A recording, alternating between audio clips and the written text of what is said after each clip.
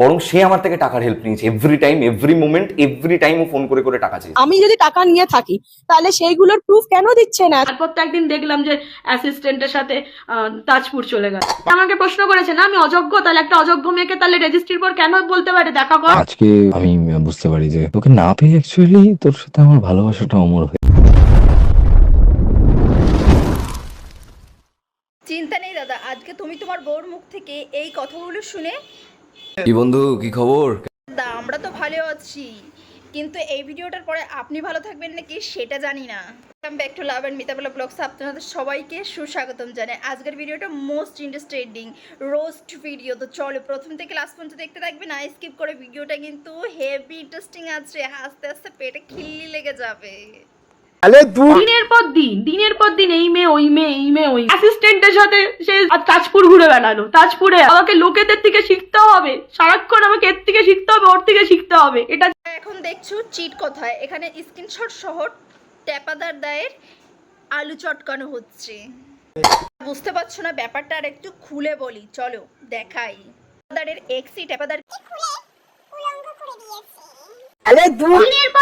দিনের পর দিন এই মেয়ে ওই মেয়ে, এই মেয়ে ওই অ্যাসিস্ট্যান্টের সাথে সে তাজপুর ঘুরে বেড়ালো। তাজপুরে আমাকে লোকেদের থেকে শিখতে হবে, সারাক্ষণ আমাকে এর থেকে শিখতে হবে, ওর থেকে শিখতে হবে। এটা ঝামেলা শুরু হয়ে যায় টেপাদারের একটা পোস্ট থেকে যে ওর বউ। তো এবার দেখো তোমরা এখানে কনফিউজ হয়ে যেতে পারো, কিন্তু দাদা তো আমাদের। আমি প্রিয়াঙ্কাকেও সেদিন বলেছিলাম অন্তরা আমার প্রথম বউ, ওকে আমি বলি যে তুমি আমার দ্বিতীয় সংসার। কালে প্রিয়াঙ্কা দিয়ে একটা পোস্ট করে, তো সেখানে দ্বিতীয় বউ ডাইরেক্টলি প্রিয়াঙ্কা দিকে খোঁচা মেরে ছাটা মেরে দেয়।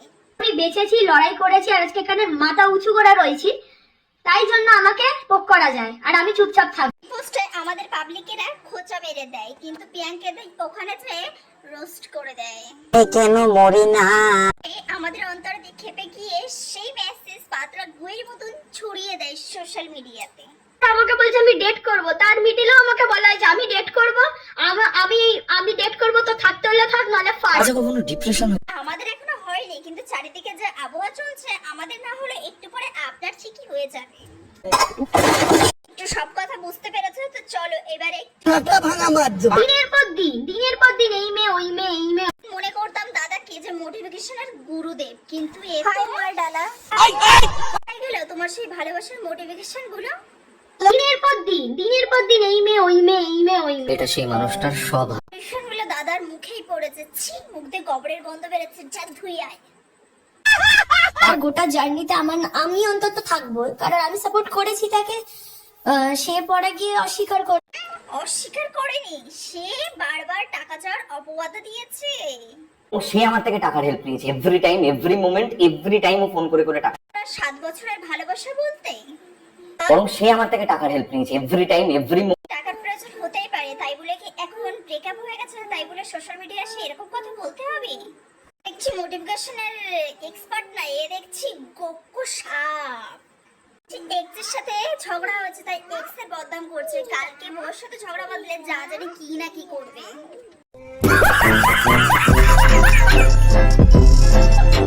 বরং সে আমার থেকে টাকার হেল্প নিয়েছে এভরি টাইম, এভরি দাদা তাহলে অন্তরাদি তো অন্য কথা বলছে। যদি টাকা নিয়েছি, আমার থেকে যদি টাকা নিয়ে আমি যদি টাকা নিয়ে থাকি, তাহলে সেইগুলোর প্রুফ কেন দিচ্ছে না? এতদিন কেন টাইম লেগে? তুমি বুঝতে পারছো না, দাদার তো স্কিপ গুলো একটু করতে কি একটু সময় লাগে, তাই তুমি হয়তো একটু বুঝতে পারছো না।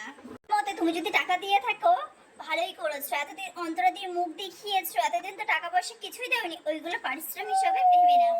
বাজারের বাচ্চা। আজ থেকে যদি বলি আমাদের সম্পর্কটাতে সমস্যা শুরু হয় দাদাগিরির পর থেকে। তার মনে হয় যে সে স্টার মানুষ, তার পাশে কোনো একটা ইনফ্লুয়েন্সার কি কত নষ্টের গোড়া। এক তো এদের মধ্যে ঝামেলা হওয়ার, আর দুই তো ব্যাপারে বেশি কিছু বলবো না। অ্যাকচুয়ালি তোর সাথে আমার ভালোবাসাটা অমর হয়ে গেছে। আমি কেন মরি না? তারপর তো একদিন দেখলাম যে অ্যাসিস্ট্যান্টের সাথে তাজপুর চলে গেল, তাজপুরের ফটো দেখলাম, তাহলে সবটা দিদি তুমি তো ভুল ভাবছো, অ্যাসিস্ট্যান্টের সাথে তাজপুরে গেছে, ও তো ঘুরতে গেছে, আর কিছু করতে চায়নি। তাজপুরের বিষয়ে একটা কথা আছে, না মানে তাজপুরের বিষয়ে একটা কথা আছে, সেদিন যেই মদটা খেয়েছিলে সেটা কি সেই মদই ছিল নাকি কি সেদিন সেই মদটাই খেয়েছিলে যেটা খেয়ে অন্তরা দিকে ফোন করেছিলে? আমি সেদিন বলেছিলাম যে আমাদের সম্পর্ক নেই, বলে দাও সোশ্যাল মিডিয়াতে, সবার জানা উচিত যে আমরা বেরিয়ে এসেছি, কিন্তু বলেনি। সে আমাকে উত্তরে এটা দিয়েছিল, আজকে তোর সাথে ছবি দিয়েছি মানুষ তাই তোকে চেনে। তো অন্তরা দিকে অন্তরা কে? কালকে যখন আর কেউ ছিল না, তখন শুধু তোমার অন্তরা দিয়েই ছিল। তোমার কাছ থেকে কিচ্ছু চাইনি না, টাকা পয়সা চেয়েছে না কোনো কিছু, শুধু একটা পোস্ট চেয়েছিল। তা তুমি কি করলে? একটা ছেলে মানুষ রিলেশনশিপ থেকে সরে গেলে কোনো জবাবদিহি করতে হয় না, একটা মেয়ে রিলেশনশিপ থেকে সরে গেলে তাকে হাজারো রিলেশনশিপের জবাব দিতে হয়। আচ্ছা দাদা, তুমি কিসের মোটিফিকেশন এবং কিসের ভোটের কি মাউস স্পিকার যে তুমি কিছুই বলতে পারো না? হনুমান মুখ কেন 10,000 বার বলবো হ্যাঁ মেয়েদের সাথে কথা বলতো, সম্পর্কে থাকাকালীন মেয়েদেরকে প্রতিশ্রুতি দেওয়া, কাউকে নাচ শেখা না, আমি ভালোই নাচ করতে পারি, চল একদিন নাচ করি, চল একদিন ডেটে যাই, আমার বাড়িতে একটা ছোট্ট জিম সেটআপ আছে, এখানটায় আসো, বেশি তো দূর না, এগুলোকে গুলুগুলু টোন বলা হয়।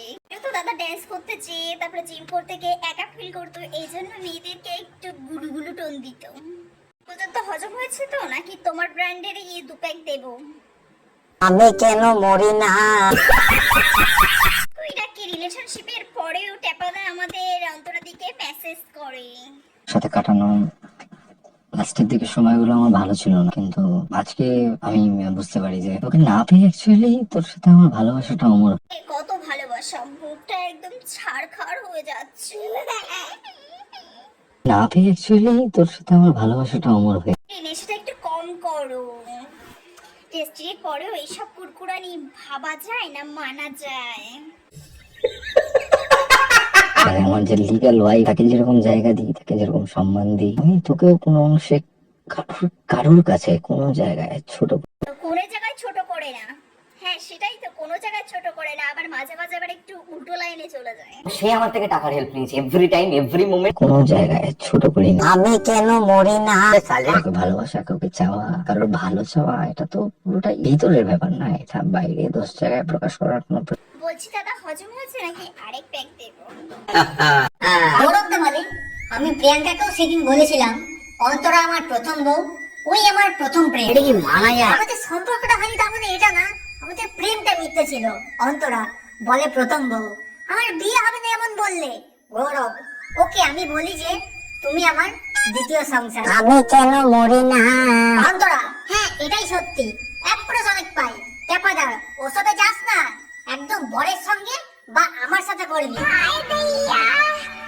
অবাক লাগে না যে হচ্ছে 2 বছর আগে কারোর মেসেজ সেটা 2 বছর পর সামনে আসে।